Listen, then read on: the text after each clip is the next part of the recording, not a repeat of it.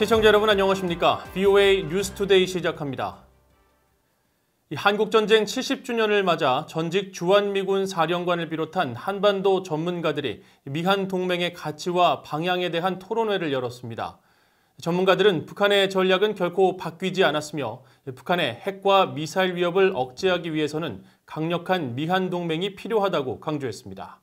첫 소식 김시영 기자가 보도합니다.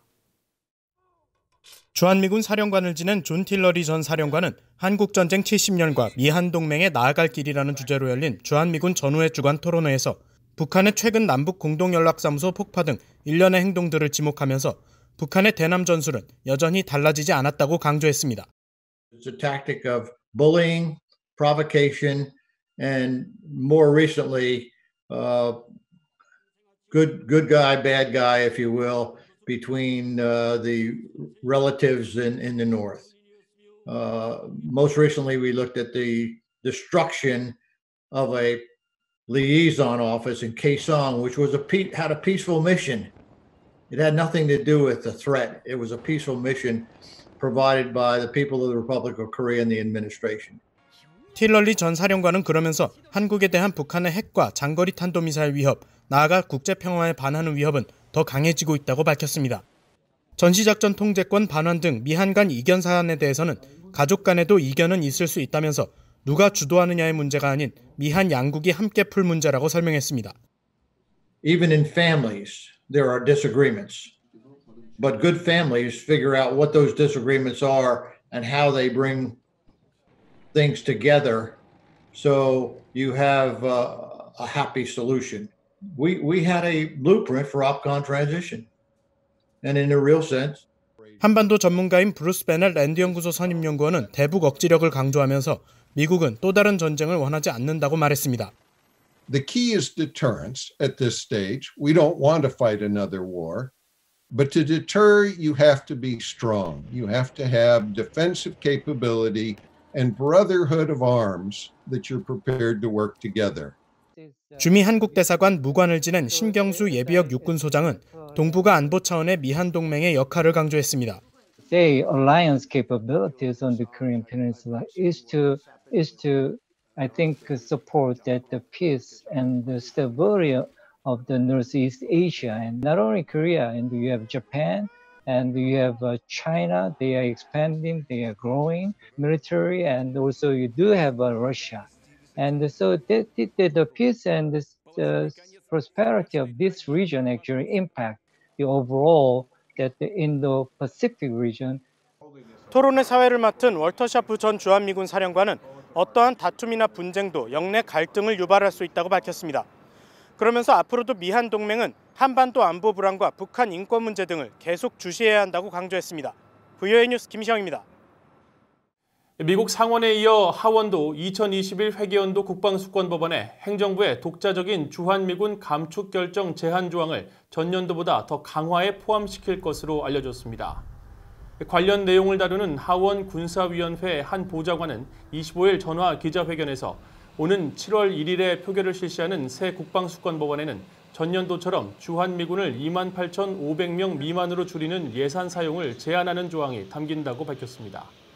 또 새 법안에는 주한미군 감축 요건이 보다 강화돼 행정부가 주한미군 감축을 위해 의회에 입증해야 하는 요건으로 주한미군 감축이 북한의 위협 감소에 비례한다는 점과 한국의 분쟁 억지 역량을 포함시켰다고 말했습니다. 또 주한미군 감축이 미국 국가안보 이익에 부합하고 영내 동맹국들의 안보를 상당 부분 저해하지 않으며 한국과 일본을 비롯한 동맹국들과 적절히 논의했다는 점은 전년도와 동일한 감축 요건으로 포함됐습니다.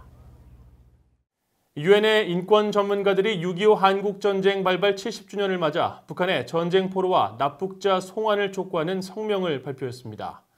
이들은 유엔 북한인권조사위원회가 반인도 범죄로 판단한 이 사안에 대해 북한 당국이 진정으로 협력에 나설 때가 됐다고 밝혔습니다.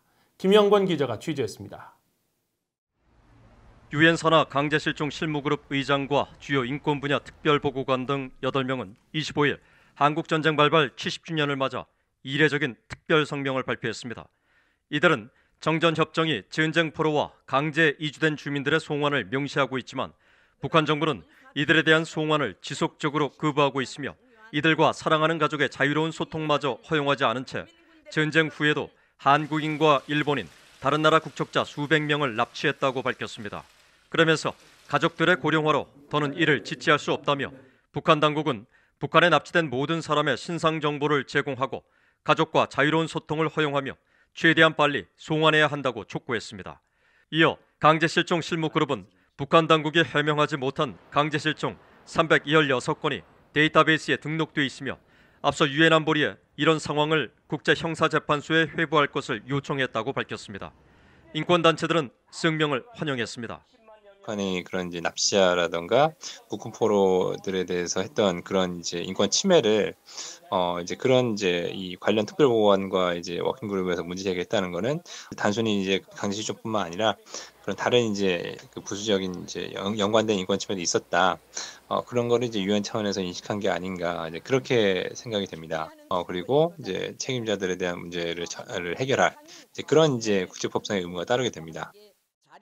강제실종은 국가기관 등에 의해 체포, 구금, 납치돼 실종되는 것을 의미하며 국제사회는 이를 심각한 반인도적 인권 범죄의 일환으로 단호하게 대응하고 있습니다.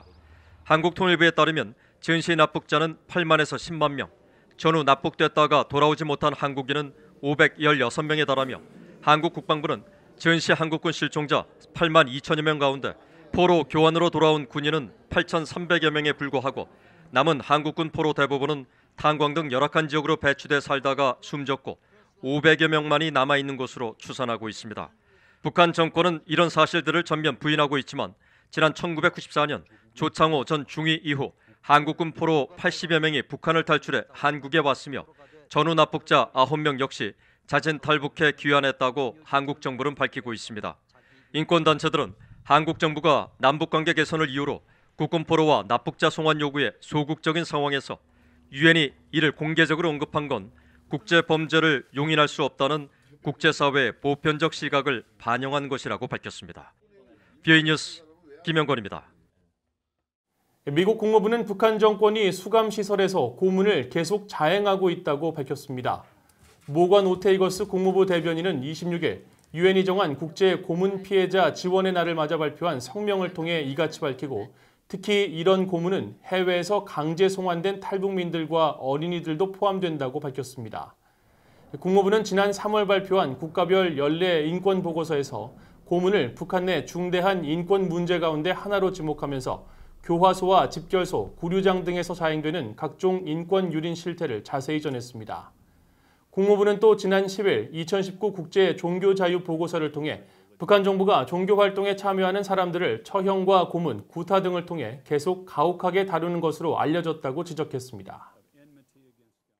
국제자금세탁방지기구는 25일 발표한 야생동물 불법 거래에 따른 자금세탁 관련 보고서를 통해 야생동물 불법 거래가 매년 수십억 달러의 불법 수익금을 창출하는 초국가적 주요 조직범죄이며 국제사회 대응이 미흡하다고 우려했습니다. 그러면서 밀수범들이 야생동물 불법 거래와 수익금 세탁에 이용하는 주요 방법들을 공개하고 범국가적 차원의 민관 협력 대응책을 제시했습니다. 앞서 자금세탁 방지기구 소속 물루켄 이르가 두발레 선임 법률자문은 지난 4월 보고서에서 북한이 아프리카에서 야생동물 밀반입 등으로 핵과 대량 살상 무기 확산 활동을 위한 불법 수익을 창출해왔다고 지적했습니다. 또 국제단체인 다국적 조직범죄 반대 구상도 북한 외교 여권 소지자들이 1986년 이후부터 아프리카에서 최소 18건의 코뿔소 뿔과 코끼리 상아 밀수에 관여했다고 2017년 밝혔습니다. 이상으로 BOA 뉴스투데이를 마칩니다. 시청해주신 여러분 고맙습니다.